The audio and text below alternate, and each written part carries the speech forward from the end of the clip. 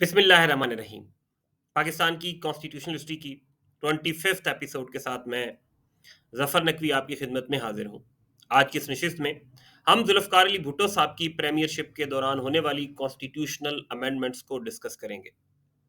ज़ुल्फ़िकार अली भुट्टो साहब 14 अगस्त 1973 से लेके 5 जुलाई 1977 तक पाकिस्तान के प्राइम मिनिस्टर रहे। उनके दौर में पाकिस्तान के कॉन्स्टिट्यूशन में टोटल 7 अमेंडमेंट्स हुई। भुट्टो साहब को एलिज किया जाता है कि उन्होंने ये अमेंडमेंट्स अपने पॉलिटिकल अपोनेंट्स को फिक्स करने के लिए कॉन्स्टिट्यूशन में इंट्रोड्यूस करवाई और कॉन्स्टिट्यूशन के स्पिरिट को डिस्टॉर्ट कर दिया। अब इन एलिगेशंस में कितना सब्सटेंस है, ये इस डिस्कशन के बाद आप खुद डिसाइड करेंगे। तो आते हैं भुट्टो साहब के दौर में होने वाली कॉन्स्टिट्यूशनल अमेंडमेंट्स की तरफ।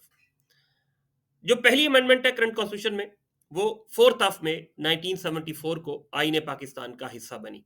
हुआ ये कि ओरिजिनली जब पाकिस्तान का कॉन्स्टिट्यूशन प्रोमलगेट हुआ 14 ऑफ अगस्त 1973 को, तो उसमें ये क्लाज ऐड की गई आर्टिकल 1 सब आर्टिकल 3 में कि जो ईस्ट पाकिस्तान है इसे एक फॉरेन अग्रेशन के थ्रू पाकिस्तान से अलहदा कर दिया गया है। तो स्टेट ऑफ पाकिस्तान ये प्लेज करती है, ये कमिट करती है कि इस फॉरेन अग्रेशन को खत्म करवाया जाएगा और फिर ईस्ट पाकिस्तान की रिप्रेजेंटेशन को, जब वहां फॉरेन एग्रेशन खत्म हो जाएगी और ईस्ट पाकिस्तान दोबारा पाकिस्तान का हिस्सा बन जाएगा, तो फिर यह डिसाइड किया जाएगा थ्रू कॉन्स्टिट्यूशनल अमेंडमेंट के ईस्ट पाकिस्तान की फेडरेशन में क्या रिप्रेजेंटेशन होगी।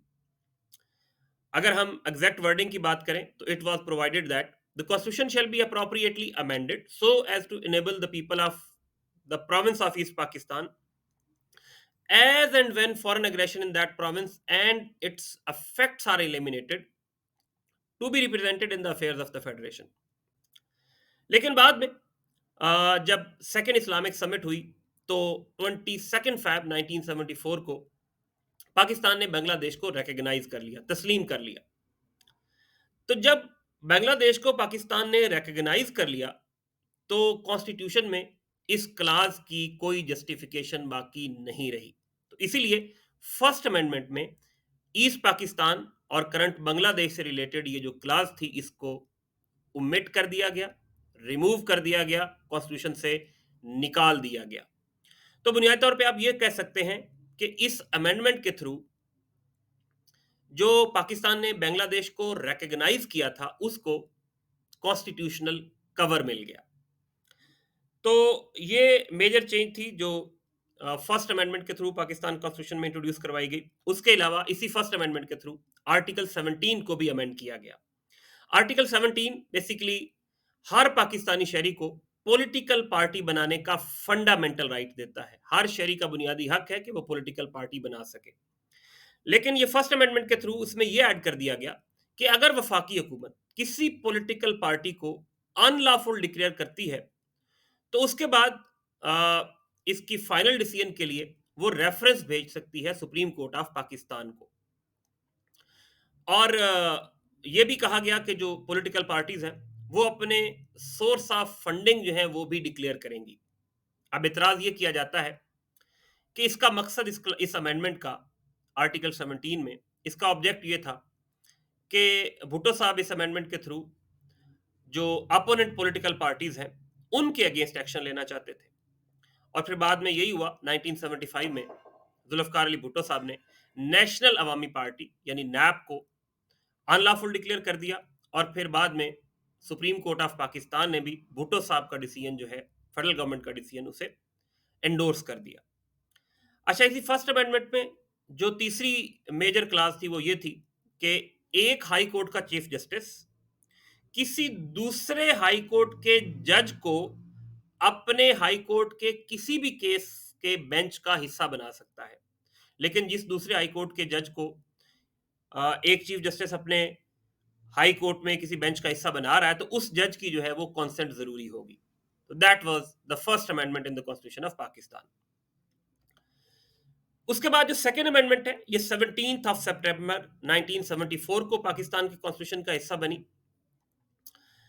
इस अमेंडमेंट में बुनियादी तौर पे जो अहमदी हैं उनको नॉन मुस्लिम डिक्लेयर किया गया।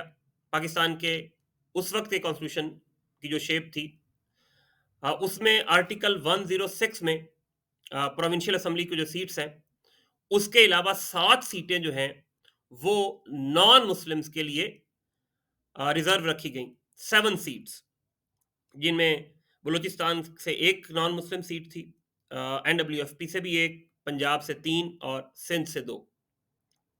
और ये सीट्स थी क्रिश्चियंस के लिए, हिंदूज़ के लिए, सिख, बुद्धिस्ट और पारसीज़ के लिए। तो जब अहमदियों को नॉन मुस्लिम डिक्लेयर कर दिया गया, तो फिर उन्हें भी इस कैटेगरी में शामिल कर लिया गया। यानी ये जो नॉन मुस्लिम सीट थी, प्रोविंशियल सीट्स, उनमें पहले जिन कम्युनिटीज़ का ज़िक्र किया, वो एलिजिबल थे। तो जब ये सेकंड अमेंडमेंट हुई और जो अहमदी हैं, वो भी नॉन मुस्लिम डिक्लेयर हो गए, तो वो भी फिर इन नॉन मुस्लिम सीट्स के लिए, जो प्रोविंशियल असेंबली में 7 सीट्स थी, उसके लिए एलिजिबल डिक्लेयर हो गए। उसके अलावा इसी अमेंडमेंट में वर्ड मुस्लिम को डिफाइन कर दिया गया और उसमें यह कहा गया कि अगर कोई भी शख्स नबी अकरम सल्लल्लाहु अलैहि वसल्लम की ख़त्म नबूवत पे यकीन नहीं रखता और किसी भी दूसरे शख्स को अगर किसी भी कैपेसिटी में नबी वसल्लम के बाद नबी मानता है, तो वो मुसलमान नहीं है।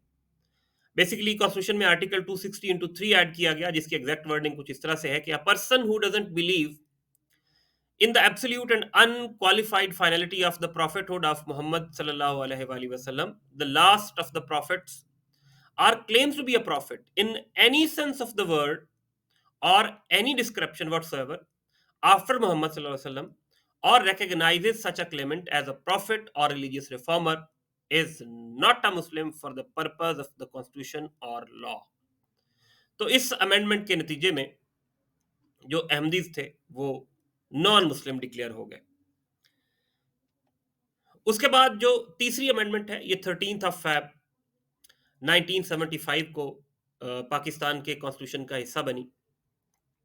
इसमें बुनियादी तौर पे जो प्रिवेंटिव डिटेंशन की आर्टिकल 10 में क्लाज है, जिसमें जो गवर्नमेंट है वो अंडर सर्टन सर्कमस्टांसेस लोगों को प्रिवेंटिव डिटेंशन में ले सकती है, उसमें कुछ चेंजेस की गई।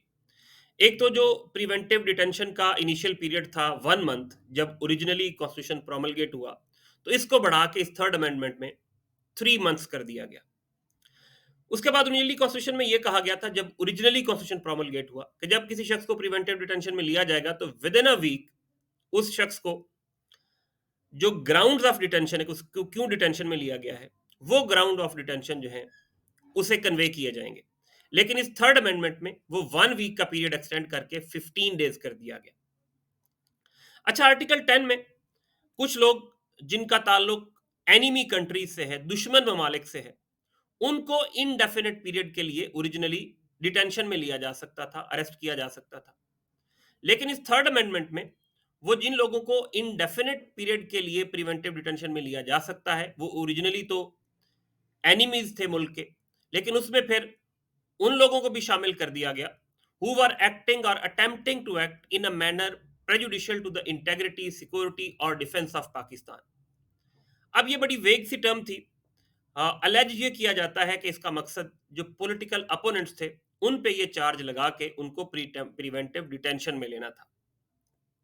इनफैक्ट भुट्टो साहब के दौर में जो हमारी अपोजिशन के जितने भी मेन लीडर्स थे, वली खान साहब थे, अताउल्ला मेंगल, गौस बख्श, जिंजो साहब, मुफ्ती महमूद साहब, नवाब अकबर बुख्ती साहब, शेरबाज मजारी साहब, तो ये तकरीबन तमाम जो पॉलिटिकल लीडरशिप है उसको अरेस्ट किया गया। तो अलग ये किया जाता है कि ऐसी अमेंडमेंट इंट्रोड्यूस करवाने का मकसद इन्हीं पॉलिटिकल अपोनेंट्स को जिनका ताल्लुक अपोजिशन से था, उनको फिक्स करना था। अच्छा, इसमें एक क्लास और भी ऐड की गई थर्ड अमेंडमेंट में, आर्टिकल 232 में, जो इमरजेंसी है, जिसको गवर्नर रूल कहते हैं, पाकिस्तान के कॉन्स्टिट्यूशन के आर्टिकल 232 के तहत वॉर, एक्सटर्नल अग्रेशन या इंटरनल डिस्टर्बेंस की सूरत में फेडरल गवर्नमेंट किसी एक या एक से ज्यादा प्रोविंस में इमरजेंसी, जिसको गवर्नर रूल कहते हैं, वो लगा सकती है।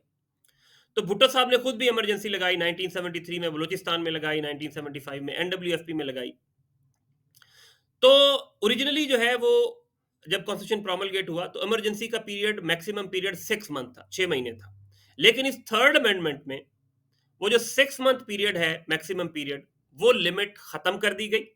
इसका मतलब है कि an emergency imposed under article 232 could last for indefinite period. यानी फेडरल गवर्नमेंट के हाथ में ये टूल आ गया ये इख्तियार आ गया कि वो इनडेफिनिट पीरियड के लिए किसी प्रोविंस में इमरजेंसी लगा सकती थी अंडर आर्टिकल 232। उसके बाद फोर्थ जो अमेंडमेंट है, इसमें हाई कोर्ट्स की पावर्स को क्लिप कर दिया गया। हाई कोर्ट्स को यह कहा गया कि अगर किसी शख्स को प्रिवेंटिव डिटेंशन में लिया जाएगा तो हाई कोर्ट्स उसको कोई रिलीफ नहीं देंगे, उसको बेल नहीं ग्रांट करेंगे। उसके बाद फोर्थ अमेंडमेंट से पहले नेशनल असेंबली में नॉन मुस्लिम्स के लिए सीट्स नहीं थी, तो फोर्थ अमेंडमेंट में नॉन मुस्लिम्स के लिए जो है वो नेशनल असेंबली में 6 सीटें रिजर्व कर दी गई, 6 सीट। वैसे अभी करंट कॉन्स्टिट्यूशन में जो करंट शेप में है कॉन्स्टिट्यूशन, उसमें नॉन मुस्लिम के लिए 10 seats under article 51 of the constitution, लेकिन पहली दफा ये जो सीट्स रिजर्व की गई वो फोर्थ अमेंडमेंट में 6 सीट रिजर्व की गई नेशनल असेंबली में नॉन मुस्लिम्स के लिए। अच्छा, इसी तरह अभी हमने डिस्कस किया कि ओरिजिनली पंजाब असेंबली में नॉन मुस्लिम्स के लिए 3 सीटें थी, लेकिन फोर्थ अमेंडमेंट में नॉन मुस्लिम भाइयों के लिए जो पंजाब असेंबली की सीट थी उनको 3 से बढ़ा के 5 कर दिया गया। उसके बाद जो फिफ्थ अमेंडमेंट है, ये कॉन्स्टिट्यूशन ऑफ पाकिस्तान का 16 ऑफ सितंबर 1976 को हिस्सा बनी। तो इसमें काफी सारी अमेंडमेंट्स जो है वो कॉन्स्टिट्यूशन में इंट्रोड्यूस करवाई गई under the umbrella fifth amendment. इसमें पहला तो ये कहा गया कि जो किसी प्रोविंस का गवर्नर बनेगा वो दूसरे प्रोविंस से होगा, यानी किसी प्रोविंस का डोमिसाइल होल्डर या किसी प्रोविंस का रहने वाला वो अपने प्रोविंस का गवर्नर नहीं बन सकेगा। फिर दूसरी क्लास ये थी कि ओरिजिनली जब कॉन्स्टिट्यूशन प्रोमलगेट हुआ तो ये कहा गया कि आर्टिकल 175 में कि जी जुडिशरी को एग्जेक्टिव से with in a period of 3 years separate कर दिया जाएगा, इंतजामिया को अदलिया से 3 साल के अंदर अलहदा कर दिया जाएगा। लेकिन इस फिफ्थ अमेंडमेंट में ये 3 साल का ड्यूरेशन बढ़ा के जो है वो 5 साल कर दिया गया। उसके बाद एक और क्लास ये इंट्रोड्यूस करवाई गई कि जो चीफ जस्टिस ऑफ पाकिस्तान है वो 4 ईयर से ज्यादा, और किसी हाई कोर्ट का जो चीफ जस्टिस है वो chief justice of Pakistan 5 year से ज्यादा, और किसी हाई कोर्ट का चीफ जस्टिस 4 साल से ज्यादा चीफ जस्टिस नहीं रह सकेगा। बेशक उनकी रिटायरमेंट एज अभी पड़ी हो, लेकिन उन्हें अगर उनके period chief justice of Pakistan 4 साल तक 5 साल तक चीफ जस्टिस ऑफ पाकिस्तान अगर 5 साल तक मुसलसल चीफ जस्टिस ऑफ पाकिस्तान रह चुके हैं तो फिर उन्हें अपना ओहदा छोड़ना होगा। और हाई कोर्ट का जज चीफ जस्टिस अगर 4 साल तक अपना ऑफिस होल्ड कर चुका है तो he have to left his office after completion of 4 years. उसके बाद हमने शुरू में डिस्कस किया लास्ट वीडियोस में भी कि ओरिजिनली पाकिस्तान में जब कॉन्स्टिट्यूशन प्रोमलगेट हुआ तो उस वक्त पाकिस्तान में 3 हाई कोर्ट्स थे, सिंध और बलूचिस्तान का कॉमन हाई कोर्ट था। तो इस फिफ्थ अमेंडमेंट में बलूचिस्तान के लिए अलहदा हाई कोर्ट एस्टेब्लिश कर दिया गया, और सिंध का हाई कोर्ट जो है वो उसकी जो टेरिटोरियल जुरिस्डिक्शन है, उसका जो दायरा इख्तियार है वो प्रोविंस ऑफ सिंध तक लिमिट हो गया। उसके बाद जो हाई कोर्ट की पावर थी प्रिवेंटिव डिटेंशन में, उनको फर्दर क्लिप कर दिया गया कि हाई कोर्ट जो है वो प्रिवेंटिव डिटेंशन के ऑर्डर्स में जो है वो किसी तरह की इंटरफेरेंस नहीं करेंगे। और एक और जो कंट्रोवर्शियल क्लाज ऐड की गई इस फिफ्थ अमेंडमेंट के थ्रू कॉन्स्टिट्यूशन ऑफ पाकिस्तान में वो ये थी कि एक हाई कोर्ट के जज को किसी दूसरे हाई कोर्ट में ट्रांसफर किया जा सकेगा, यानी लाहौर हाई कोर्ट का जज जो है उसे किसी फर्ज करे सिंध हाई कोर्ट में ट्रांसफर किया जा सकेगा। तो अब इससे हुआ ये कि जजेस पे एक अनड्यू प्रेशर आ गया कि उनको जो है वो किसी दूसरे प्रोविंस में रीलोकेट किया जा सकता था। तो क्या अलग ये किया जाता है कि इस अमेंडमेंट का भी मकसद जजेस को प्रेशराइज करना था। उसके बाद जो सिक्स्थ अमेंडमेंट है ये 13 ऑफ दिसंबर 1976 को पाकिस्तान के कॉन्स्टिट्यूशन का हिस्सा बनी। कहा यह जाता है कि ये अमेंडमेंट भुट्टो साहब ने उस वक्त के chief justice of Pakistan justice Yakub Ali को फेवर करने के लिए ये अमेंडमेंट पास करवाई। इसमें बुनियादी तौर पे ये कहा गया कि अगर चीफ जस्टिस ऑफ पाकिस्तान ने अपना 5 साल का ड्यूरेशन पूरा नहीं किया और उसकी रिटायरमेंट आ जाती है, सुप्रीम कोर्ट के जज की रिटायरमेंट एज 65 ईयर है, तो वो अपनी रिटायरमेंट के बाद भी चीफ जस्टिस ऑफ पाकिस्तान का ओहदा कंटिन्यू करेगा जब तक कि उसके 5 साल पूरे नहीं हो जाते। बुनियादी तौर पे हुआ ये था कि यकूब अली साहब जो थे chief justice of Pakistan of that time, he was in very good terms with Zulfikar Ali Bhutto साहब। उन्होंने भुट्टो साहब की गवर्नमेंट में काफ़ी सारे फैसले भी दिए। तो उनको अभी चीफ जस्टिस बने हुए 2 साल ही हुए थे कि उनकी रिटायरमेंट एज आ गई।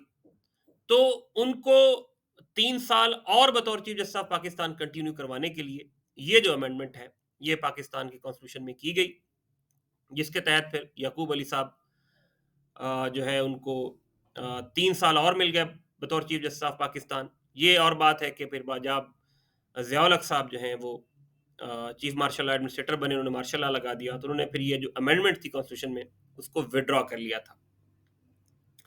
तो ये थी 6th अमेंडमेंट। अच्छा, जो 7th अमेंडमेंट है, ये 16th ऑफ मई 1977 को पाकिस्तान के कॉन्स्टिट्यूशन का हिस्सा बनी। हुआ ये कि 7th ऑफ मार्च 1977 को भुट्टो साहब ने इलेक्शंस करवाए थे। तो जो अपोजिशन अलायंस था पीएनए का, पाकिस्तान नेशनल अलायंस, उन्होंने रिगिंग का इल्ज़ाम लगा के भुट्टो साहब के खिलाफ एक मूवमेंट शुरू कर दी। वो जो एजिटेशन थे, जो प्रेस था, प्रोटेस्ट थे, जब उनमें इंटेंसिटी आई तो हुकूमत के लिए काफ़ी सारे हर्डल्स, प्रॉब्लम्स क्रिएट हुई। तो अपोजिशन का उस वक्त मुतालबा था भुट्टो साहब के रेजिग्नेशन का। तो फिर भुट्टो साहब ने कहा कि वो रिज़ाइन कर देंगे अगर भुट्टो साहब ने बुनियादी तौर पे कहा ये कि वो पब्लिक से वोट ऑफ कॉन्फिडेंस सीक करेंगे, डायरेक्ट पब्लिक से, अवाम से। और अगर उन्हें पब्लिक ने वोट ऑफ कॉन्फिडेंस ना दिया तो ऐसी सूरत में वो रिजाइन कर देंगे। तो उसके लिए फिर कॉन्स्टिट्यूशन में आर्टिकल 1960 ए ऐड किया गया अंडर द 7th अमेंडमेंट, और उसमें यह कहा गया कि प्राइम मिनिस्टर जो है उसको पास ये इख्तियार होगा कि अगर वो चाहें तो वो पब्लिक से वोट ऑफ कॉन्फिडेंस ले सकते हैं थ्रू रेफरेंडम। ऑल्दो फिर इस पे कभी अमल नहीं हुआ, भुट्टो साहब ने प्रैक्टिकली जो है वो वोट ऑफ कॉन्फिडेंस नहीं लिया, लेकिन ये क्लास बहरहाल उनके दौर में कॉन्स्टिट्यूशन ऑफ पाकिस्तान में ऐड की गई। अच्छा, 7th अमेंडमेंट की जो दूसरी प्रोविजन थी, उसके तहत बुनियादी तौर पे जब पीएनए के प्रोटेस्ट में एक इंटेंसिटी आई, तो फिर भुट्टो साहब ने आर्टिकल 245 के तहत पाकिस्तान के 3 शहरों में, लाहौर, कराची और हैदराबाद में मार्शल लॉ लगा दिया था।